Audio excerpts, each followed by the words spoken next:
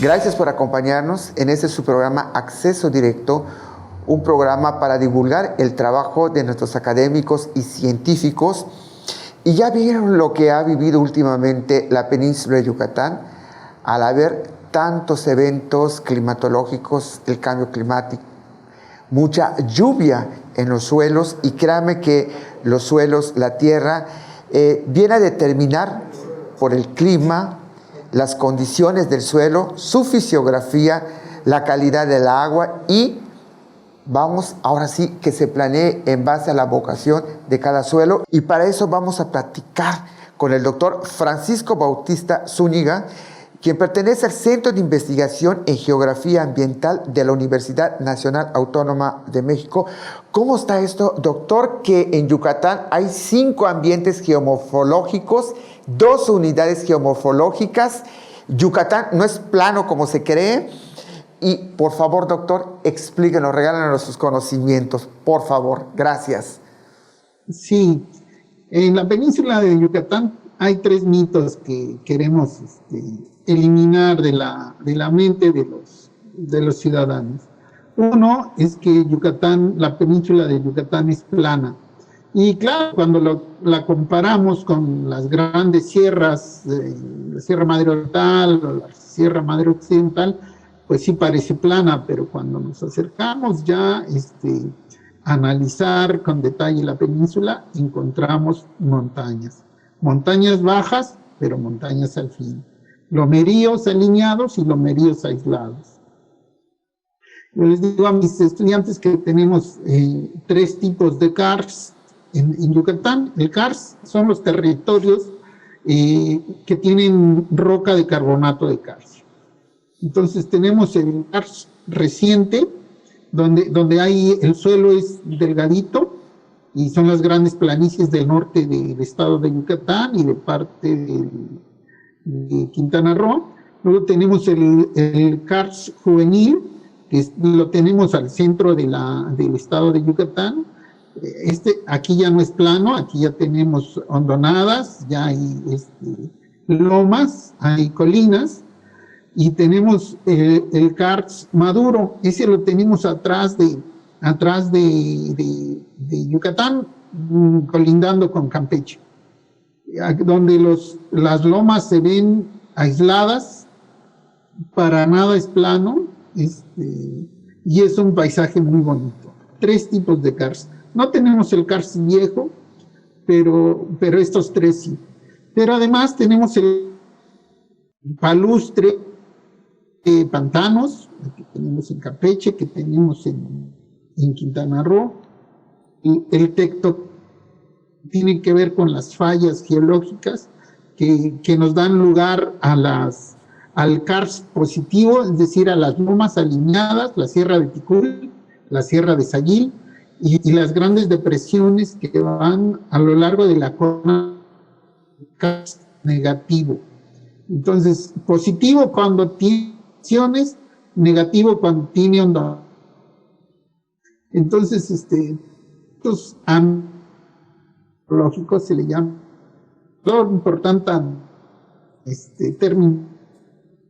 Pero con esto queremos decir que Yucatán pues no es plano y tiene una gran geodiversidad. Esa geodiversidad permite una gran biodiversidad. Ahora, suelo. ¿No hay suelo? Bueno, sí hay suelo en Mérida. En toda esta planicie meridana y un poquito al norte, el suelo es de los más jovencitos. Los técnicos les llaman leptosols. Pero los mayas, que son campeones en conocimiento del leptosol, pues les dan muchos nombres: Chaltún, Boxlum, Chichlum, Chochol, en fin. La sabiduría maya ha mejorar la sabiduría de esto. Pues porque los que abundan son pequeñitos, pero también tenemos suelos profundos. Suelos al sur, donde el karst es maduro, ya tenemos suelos de más de profundidad. Y yo Si bien no llegan a ser los suelos típicamente tropicales ácidos, tenemos una gran diversidad de suelos. No me lo van a creer, pero hemos publicado ya muchos artículos y tenemos fácil por ahí unos 20 y tantos tipos de suelos de Yucatán. Esta diversidad es parte de la geodiversidad y es por eso que tenemos mucha biodiversidad, insisto. Ahora, el otro mito es que el agua de la cuenca, sí y no. Sí, en algunos lugares no. Decimos que es de buena calidad. Al centro del estado tenemos el acuífero, el mejor acuífero,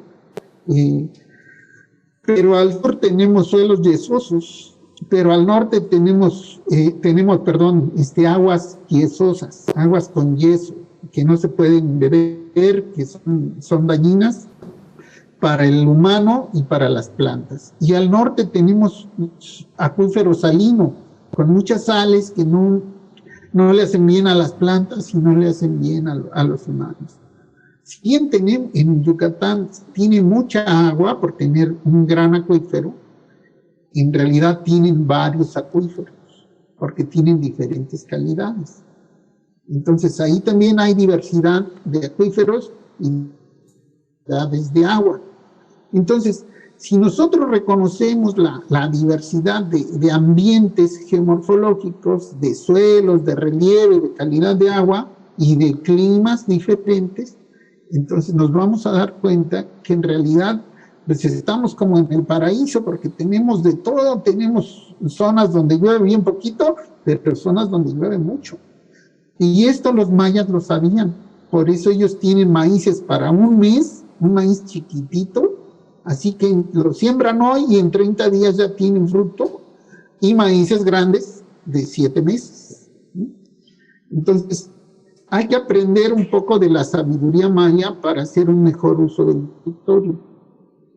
Y entonces, Yucatán no es plano, en Yucatán sí hay suelos y muchos tipos, y en Yucatán tenemos varios acuíferos, no es uno, son varios y tenemos diferentes calidades. Ahora, ¿por qué es importante conocer el terreno donde vivimos, el territorio donde vivimos? Porque tiene que ver también con nuestro bienestar. Por ejemplo, si vivimos en lo que le llaman esto anillo de cenotes, es una zona con muchos hoyos, es una zona kárstica. Doctor, nos vamos a un corte comercial, perdón que yo le interrumpa, y regresamos.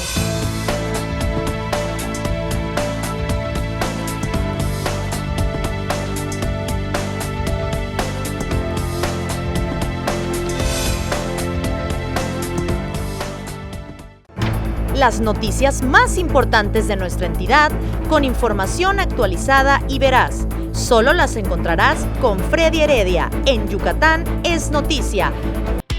Por Teleplay. Viejos amigos en una nueva señal.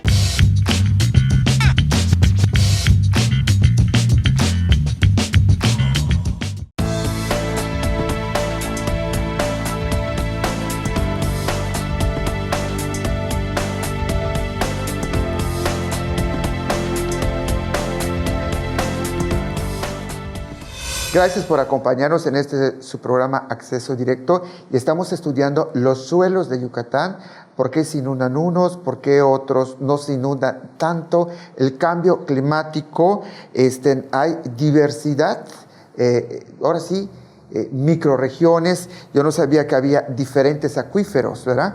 Y para eso estamos platicando con el doctor Francisco Bautista Zúñiga, quien pertenece al Centro de Investigaciones en Geografía Ambiental de la Universidad Nacional Autónoma de México. Doctor, nos estaba platicando de lo que sucede de la zona de anillos para adentro.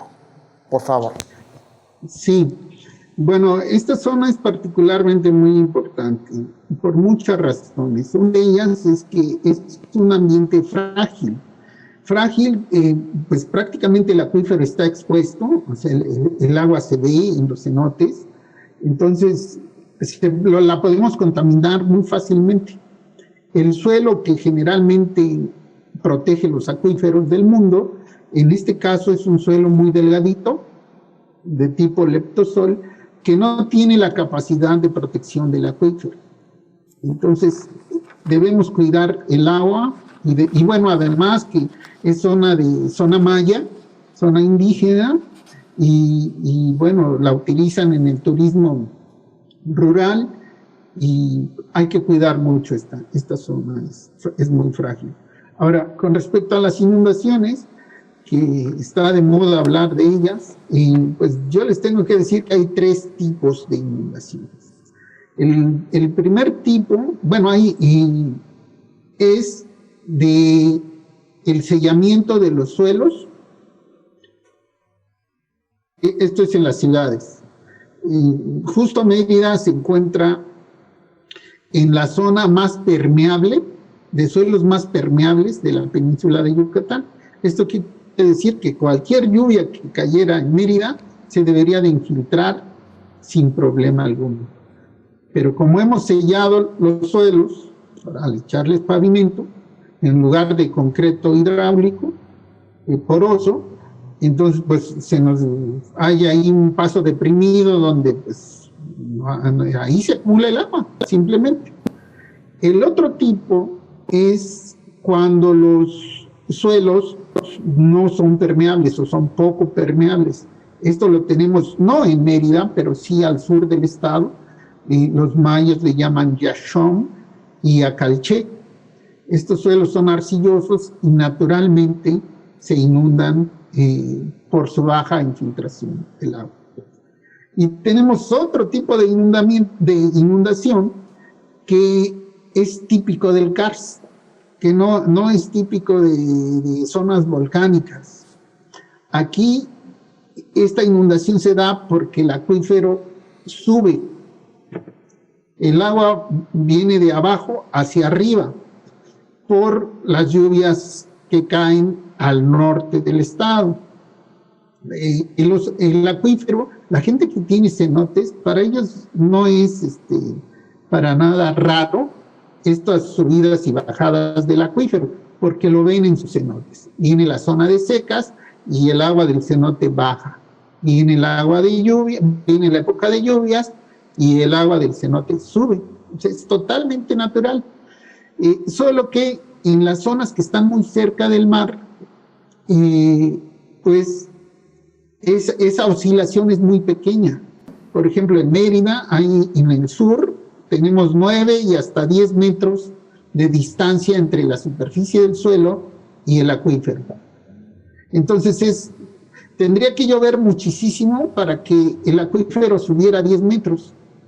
Pero sí puede subir 5 o 4. Y eso es lo que ocurre en el norte de Mérida. Conforme nos acercamos a Progreso, tenemos menor distancia entre el acuífero y la superficie del territorio de la tierra.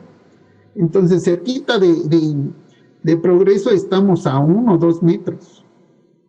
Entonces, imagínense hacer una ciudad con un acuífero a 1 metro y que además que le llega toda el agua que llueve en el sur. Pues claro, en la zona de suelos pegados a la ciénaga, los que viven por ahí en Progreso se dan cuenta muy bien que en la época de lluvias hay unas grandes partes del territorio que se inundan, pero que permanecen secas en la época de secas. Entonces, pues, ¿qué ha ocurrido en Mérida? Pues que se construye en un lugar cerca del acuífero. Es una combinación de efectos. Una construcción en un sitio que no debe de ir y un fenómeno de dos huracanes seguidos. Pero yo preguntaría, ¿a poco no sabemos que estamos en zona de huracanes? Pues obvio, ustedes que viven en Yucatán se dan cuenta, cada año nos llegan los vientos alisios, los vientos del este, que nos traen la lluvia a la península de Yucatán. Bueno, pues el dios de la lluvia de los mayas es Huracán. Esto está en el Popol Vuh, en el libro de los mayas de Guatemala. No ciclón, huracán. así como también es Chak, el dios de la lluvia. Son dos dioses para eso. Entonces, claro que esto se sabe. Estamos en el paso de los huracanes. Lo que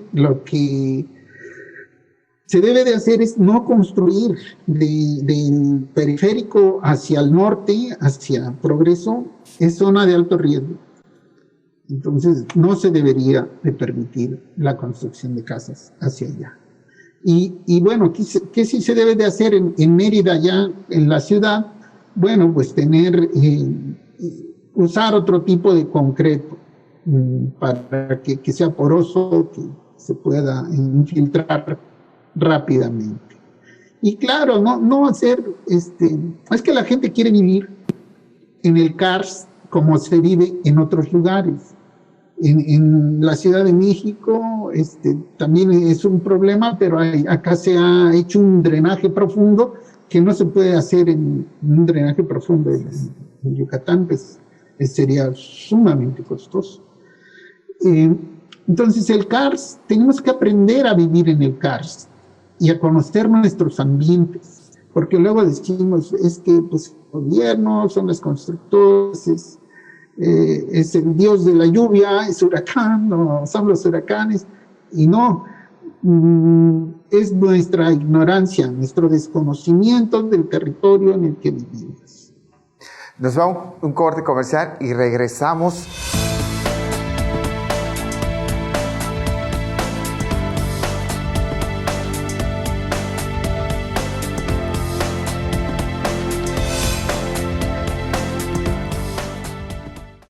De manera poética, el gran cronista de nuestra Blanca Mérida nos lleva a un viaje a través de la historia y la geografía de nuestra ciudad, Mérida de Yucatán, por Teleplay.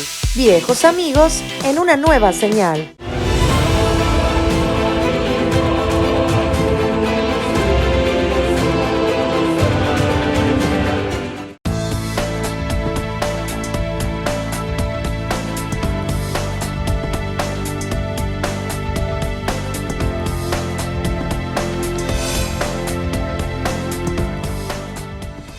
Gracias por acompañarnos en este su programa Acceso Directo, un programa para divulgar el trabajo de nuestros científicos y académicos.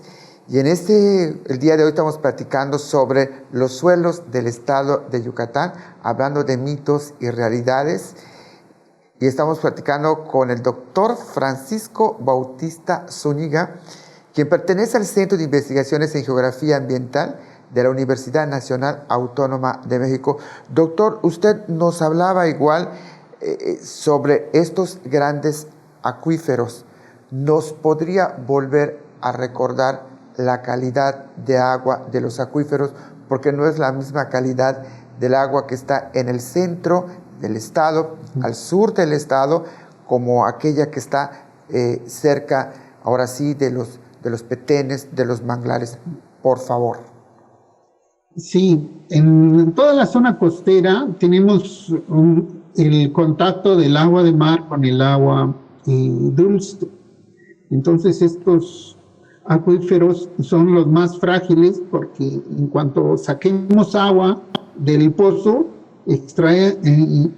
se realice la extracción de agua dulce, pues le quitamos la presión que el agua dulce ejerce sobre el agua salada. Entonces, hacer agricultura o hacer casas en la costa es complicado porque no hay buena agua. El agua hay que llevarla entubada desde Mérida, desde los acuíferos donde tenemos muy buena agua. Por eso el desarrollo urbano en el costero es peligroso en ese aspecto. Ahora, cuando se hace agricultura en estas zonas costeras, pues entonces lo que sucede es que vamos a salinizar el suelo. Salinizar el suelo vamos a evitar que crezcan las plantas. Esto es lo que ocurre por acá en Tizimín, cuando los pastizales son regados con agua salina. De hecho, el anillo de cenotes desemboca uno al oeste y otro al este, bueno, las dos en el norte, noreste y noroeste, de lo que es un anillo, a Celestún por un lado y el río Lagartos por el otro. Allá descarga nuestra agua dulce. Entonces tenemos dos grandes zonas de agua salina, que son estas dos, donde entran en contacto. Luego, repito, toda la zona costera también es salino dulce. Luego al centro tenemos un agua, la que es de mejor calidad, que es agua carbonatada, que es de buena calidad para beber, pero no es de buena calidad para hacer agricultura. Y las plantas son más delicadas en cuanto a la cantidad de sales que pueden soportar en el agua. Nosotros podemos aguantar mucha más salinidad y no pasa nada. Digamos que esta es la salinidad media para las plantas, buena para los humanos. Pero luego al sur tenemos mucha salinidad, pero ya no por sales de mar, sino por sales de las rocas que se disuelven, que no son calizas, sino que es yeso. Entonces esa agua con yeso es muy tóxica en el suelo y tóxica para beber, para consumo humano.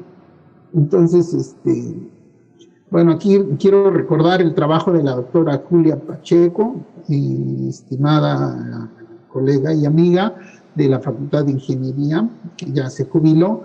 Ella, pues ahí revisen sus trabajos de calidad del agua, y son muy buenos. Esto que yo les estoy mencionando, lo trabajamos en colaboración con ella, lo publicamos en una revista, en la mejor revista que hay sobre calidad del agua agrícola. Entonces están bien documentados estos seis tipos de calidad del agua, 6 tipos de acuíferos. Lo hicimos con una visión de todo el estado, pero seguramente hay otros al interior en terrenos más pequeños. Entonces, si no conocemos bien nuestros recursos naturales, pues no los vamos a usar bien, y ese es un problema, ¿no? Doctor, el calentamiento global, ¿cómo está afectando precisamente a la península y en el caso Yucatán? Bueno, hemos realizado algunos análisis de las tendencias de cambio en el clima y encontramos cosas interesantísimas. Por ejemplo, la estación que está en Abalá muestra una tendencia al enfriamiento, y esto producto de los frentes fríos.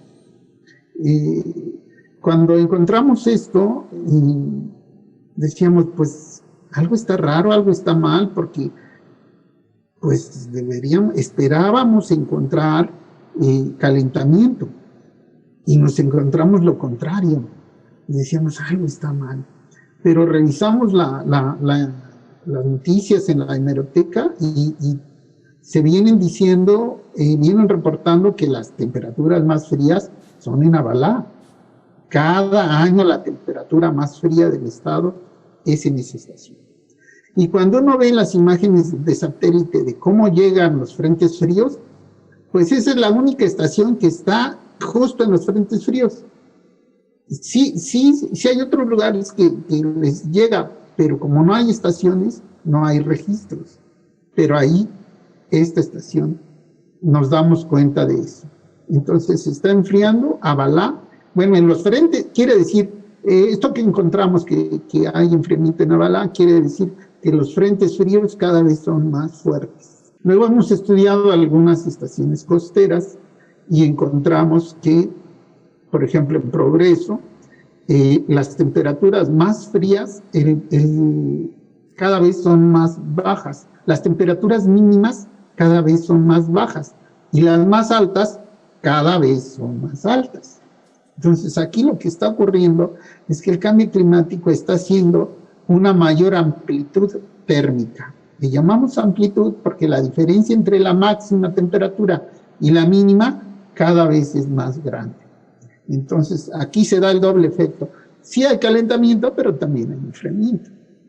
Esto en estas dos. Hacia el sur del estado, pues nos estamos percatando de que la sequía es cada vez más intensa. O sea, hay la sequía dentro de la época de lluvias, digamos la canícula, la sequía de julio. Las lluvias empiezan en mayo, junio, pero luego en julio podemos tener algún alguna temporada seca, y esa puede ser intensa, y eso es lo que luego nos mata los cultivos.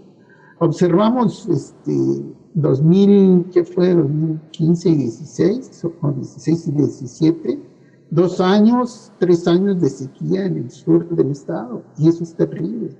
Eso es terrible porque rompe las familias, hace que los varones salgan a buscar trabajo a otros lugares, y las esposas se quedan sin maridos, los niños se quedan sin padres. Es una tragedia esto, ¿no? No estar poniendo atención al cambio climático va a traer mucha desgracia, mucha infelicidad a las poblaciones dependientes del clima.